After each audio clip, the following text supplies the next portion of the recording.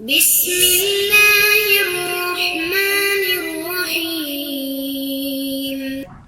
الحمد لله رب العالمين والصلاة والسلام على أشرف الأنبياء والمرسلين أما بعد فأستعيذ بالله من الشيطان الرجيم بسم الله الرحمن الرحيم.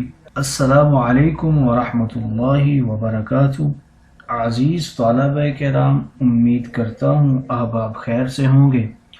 انشاءاللہ آج ہم تفسیر جلالین کے درس نمبر 227 میں سپارہ نمبر 18 سے سورہ فرقان کی منتخب کردہ آیات 16 اور 17 کو پڑھنے کی سعادت حاصل کریں گے، جس میں کلام باری تعالیٰ و کلام مفسر کا ترجمہ ہوگا، ربط و تعلق آیات کو ذکر کیا جائے گا. کلام مفسر کی تشریح و توضیح کرتے ہوئے دیگر مفسرین کرام کے اقوال ذیشان کو ذکر کرنے کی سعادت حاصل کریں گے. تو آئیے طلبہ کرام بلا تاخیر بڑھتے ہیں اپنے آج کے درس کی طرف. بسم اللہ الرحمن الرحیم. رب تعالیٰ نے ارشاد فرمایا، لہم فیہا ما یشاؤون خالدین کان علی ربک وعدا مسئولا. آئیے طلبہ کرام سب سے پہلے ان آیات مقدسہ کا ماقبل آیات کے ساتھ ربط اور تعلق جان لیتے ہیں. علماء و مفسرین کرام فرماتے ہیں کہ پچھلی آیات میں کفار کے انکار جہنم کا ذکر کیا گیا کہ یہ کافر انکار جہنم کر کے دھوکے میں پڑے ہوئے ہیں، حالانکہ جہنم میں ان کے لیے غیظ اور زفیر ہے. اب ان آیات میں فرمایا جا رہا ہے کہ اہل جنت کے لیے ابدی جنت میں جب بھی جو بھی وہ چاہیں گے انہیں فوراً مل جائے گا. دوسرا تعلق یوں ذکر کرتے ہیں کہ پچھلی آیات میں جہنم اور اہل جہنم کی آوازوں کا ذکر ہوا، اب ان آیات میں معبودان باطلہ کی آوازوں کا ذکر فرمایا جا رہا ہے. آئیے طلبہ کرام ربط و تعلق آیات کے بعد بڑھتے ہیں آج کے درس کے ترجمہ کی طرف. رب تعالیٰ نے ارشاد فرمایا، لہم فیہا ما یشاؤون خالدین. یہاں سے جنت خلد کا ذکر کر رہے ہیں جو مومنین کو ملے گی.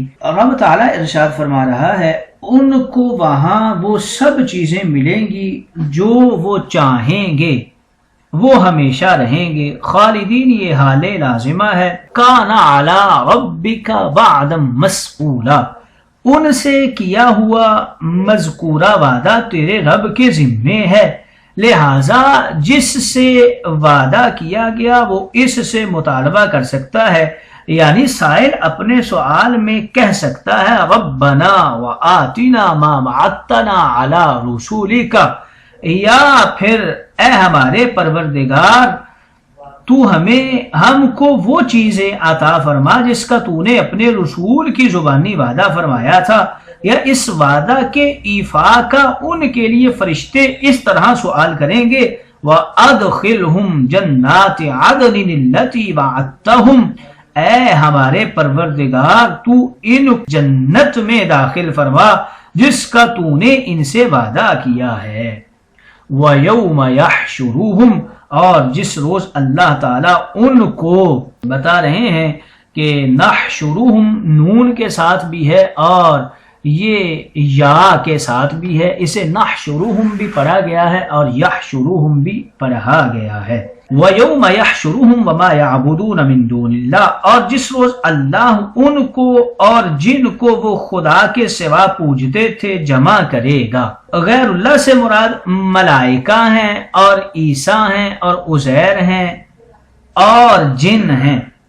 فَيَقُولُوا أَأَنْتُمْ أَضْلَلْتُمْ عِبَادِي هَؤُلَاءِ أَمْ هُمْ ضَلُّوا السَّبِيلَ، پھر معبودین سے عابدین پر حجت قائم کرنے کے لیے رب تعالیٰ پوچھے گا کیا تم نے میرے ان بندوں کو گمراہ کیا تھا؟ ان کو اپنی عبادت کا حکم دے کر تم نے ان کو گمراہی میں ڈالا تھا، یا وہ خود ہی راہ حق سے بٹک گئے تھے. فَيَقُولُ یہ یا اور نون کے ساتھ ہے، یعنی اسے فنقولو بھی پڑھا گیا ہے اور فیقولو بھی پڑھا گیا ہے۔ انتم کے حوالے سے ذکر کر رہے ہیں کہ دونوں حمزوں کی تحقیق کے ساتھ ہے اور ثانی کو الف سے بدل کر اور ثانی کی تسہیل اور مساہلہ اور دوسرے کے درمیان الف داخل کر کے اور ترک ادخال الف کر کے بھی اسے پڑھا گیا ہے۔ آئیے طلبہ کرام ترجمہ کے بعد بڑھتے ہیں آج کے درس کی تشریح و توضیح کی طرف۔ یہاں سے ذکر کر رہے ہیں کہ ان پاکیزہ زندگی والے متقین کے لیے جنت کبیر مقام عظیم میں وہ تمام لذتیں نعمتیں اب بھی موجود ہیں اور ابد تک رہیں گی، نہ ختم ہوں گی، نہ خراب ہوں گی، نہ کہیں سے لانی پڑیں گی، نہ بار بار بنانی پڑے گی، نہ اگانی پڑے گی۔ جنتی زندگی میں جنتیوں کے پاس 6 چیزیں نہیں ہوں گی، نہ ان کی ضرورت پڑے گی، نہ خواہش ہوگی۔ کسی جسم میں نفس امارہ نہیں ہوگا، سوراخ دبر نہیں ہوگا، بول و براز نہیں ہوگا، کسی عورت کو حمل نہیں ہوگا، کبھی بھی کوئی بری خواہش کسی کو نہیں ہوگی، کبھی کوئی جنتی اپنے درجے اور مرتبہ کے علاوہ کوئی خواہش کر ہی نہیں سکے گا، نہ حیثیت سے زیادہ نہ کم، کسی حرام کام کا دل میں خیال تک نہیں آئے گا۔ بری خواہشیں 7 وجہ سے ہوتی ہیں: شیطان کی ورگلاہٹ سے، نفس امارہ کی شرارت سے، انسانی طبیعت کی خباثت سے، حسد، رشک، بغض اور عداوت سے۔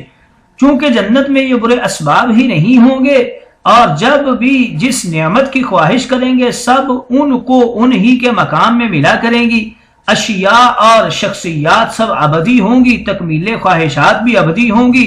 یہ دخول جنات، عطا، انعامات، تکمیل خواہشات، خلود شخصیات، حصول مطالبات اللہ کے ذمہ کرم پر ہے، وعدہ مسئول ہے، کیونکہ دنیا میں ہر مسلمان ہر وقت عرض کرتا ہے ربنا وآتنا ما وعدتنا علی رسولک۔ یہ زبان کال سے مسئول ہے اور زبان حال سے اس طرح مسئول ہے کہ محنت کی عبادت، مشقت کی ریاضت، تقوی کی طہارت، راتوں کے قیام، دن کے صیام سب عرض گدایانہ کے ہی قائم مقام ہیں اور زبان وسیلہ سے بھی وعدم مسئولہ ہے۔ چنانچہ سورہ غافر میں ہے کہ عرشی فرشی ملائکہ مسلمانوں کے لیے بار بار یہ دعا مانگتے ہیں ربنا وادخلہم جنات عدن التی وعدتہم۔ زبان وعدہ سے مانگا ہوا یعنی رب تعالیٰ نے خود وعدہ عطا فرما کر اپنے ذمہ کرم پر واجب کر لیا اور زبان ایفا سے بھی مسئول وعدہ ہے۔ مومن عرض کرتے ہیں انک لا تخلف المیعاد ویوم یحشرہم وما یعبدون من دون اللہ۔ جس دن اللہ رب العزت جمع فرمائے گا تمام بت پرستوں کو اور ان کے جھوٹی بناوٹی معبودوں کو عدالت الہیہ میں سب کے سامنے۔ اے لوگو آج دنیا میں اس دن کو یاد کر لو۔ کفار مشرکین اللہ تعالیٰ کی عبادت قطعا نہیں کرتے، صرف بتوں کی عبادت کرتے ہیں۔ ان کو اس لیے مشرک کہا جاتا ہے کہ یہ بتوں کو ملکیت میں اللہ تعالیٰ کا شریک سمجھتے ہیں۔ یعبدون من دون اللہ کا معنی ہے اللہ کو چھوڑ کر۔ ہر زمانے میں کفار کے بنیادی 4 عقیدے ہوئے ہیں۔ خالق رازق صرف اللہ ہے، لیکن مخلوق کا مالک اللہ بھی ہے اور بت بھی۔ یہ بت نظام عالم چلانے میں اللہ کے معاون اور مددگار ہیں۔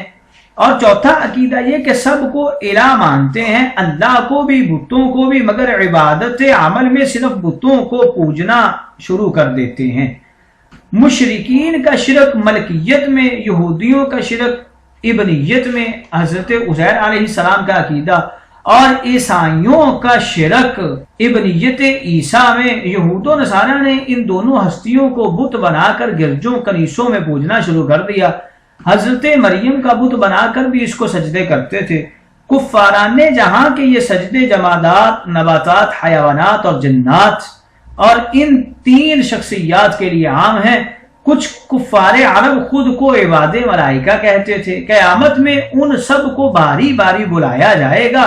جمادات، حیوانات کو زبان تکلم عطا ہوگی اور سوال فرمائے گا اللہ رب العزت، اے جھوٹے معبودو، اَأَنْتُمْ أَضْلَلْتُمْ عِبَادِي هَؤُلَاءِ أَمْ هُمْ ضَلُّوا السَّبِيلَ، کیا تم نے میرے ان بندوں کو گمراہ کیا تھا؟ یہاں عبادی فرمانا مقصد خلقت بیان فرمانا ہے، یعنی جنوں انس جو صرف میری عبادت کے لیے پیدا کیے گئے تھے، مگر کیا تم نے میری عبادت سے ہٹا کر ورگلا کر اپنی عبادت میں لگایا تھا، یا پھر یہ نفس و شیطان کے وسوسوں سے خود ہی سچے راستے سے گمراہ ہو گئے تھے؟ یہاں وما یعبدون فرمانے کی 3 وجہ ہیں۔ ایک یہ کہ لفظ ما صرف غیر ذوی العقول کے لیے ہی نہیں ہے، عقل والوں کے لیے بھی آ سکتا ہے، اور قرآن مقدس میں اس کے بڑے ثبوت ہیں۔ اور دوسرا یہ کہ ہر دور میں بتوں کی کثرت رہی ہے، ان کے اعتبار سے ماں ارشاد ہوا، یہاں تک کہ شخصیات بزرگانہ کے بھی بت بنا کر ہی پوجے گئے۔ اور تیسرا اس لیے کہ یہاں ماں کا تعلق عقلی و بے عقلی سے نہیں ہے، بلکہ باطل معبودیت سے ہے، اور ماں بول کر ان کی نفرت و حقارت مراد ہے۔ حال لازمہ کا جو قول ذکر کیا گیا ہے خالدین لہم کی ضمیر سے یا پھر یشاؤون کے واو سے حال ہے، حال لازمہ کا مطلب یہ ہوتا ہے جو معنی ما سبقہ سے مفہوم ہو رہے ہیں اسی کی تاکید ہے۔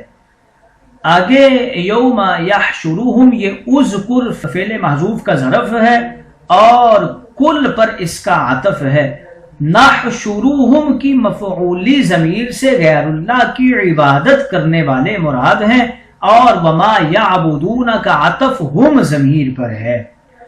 اثبات للحجت علی العابدین کے حوالے سے بتا رہے ہیں، یہ ایک سوال مقدر کا جواب ہے۔ سوال یہ ہے کہ اللہ تعالیٰ تو علام الغیوب ہے، ماضی مستقبل اس کے لیے سب حال ہے، تو پھر معبودین سے اضللتم کے ذریعے سوال کرنے کا کیا مقصد ہے؟ جواب اس کا یہ دیتے ہیں کہ یہ سوال برائے استفہام نہیں بلکہ لاجواب اور ساکت کرنے کے لیے ہے، جیسا کہ حضرت عیسیٰ علیہ السلام سے سوال کیا جائے گا، اَأَنْتَ قُلْتَ لِلنَّاسِ اتَّخِذُونِي وَأُمِّيَ إِلَٰهَيْنِ مِن دُونِ اللَّهِ، اور اسی طرح وَإِذَا الْمَوْءُودَةُ سُئِلَتْ بِأَيِّ ذَنبٍ قُتِلَتْ میں بھی سوال یہ استفہام کے لیے نہیں بلکہ لاجواب کرنے کے لیے ہے۔ آئیے طلبہ کرام، ان آیات مقدسہ میں مفسرین کرام کچھ اقوال کرتے ہیں۔